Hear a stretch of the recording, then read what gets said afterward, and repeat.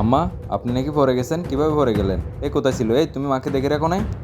খুব এসেছিস না বরবুল লড়তে। ওকে আমার সাথে বাথরুমেও যাবে নাকি? আপনি তো এমনও তাকে পছন্দ করেন না। আচ্ছা যাই হোক, আমি তাকে মানা করে দিছি, আজকে ওর বাবার বাড়িতে যাওয়ার কথা ছিল, কোথাও যেতে হবে না। আপনার খেয়াল রাখুক সারাদিন, কোথাও না যাক। ওকে না করার দরকার নেই, ওর মাও তো অসুস্থ। আর ও ওর মা বাবার একমাত্র সন্তান।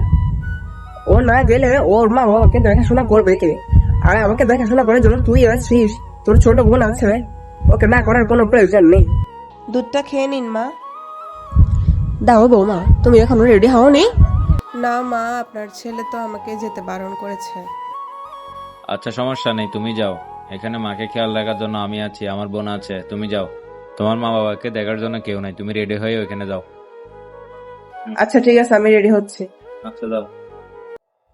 শোন বাবা, যখন মা বাবা কেউ অসুস্থ হয় তখন সন্তানের মনে যে কি চলে সেটা একজন সন্তান ছাড়া আর কেউ বুঝবে না।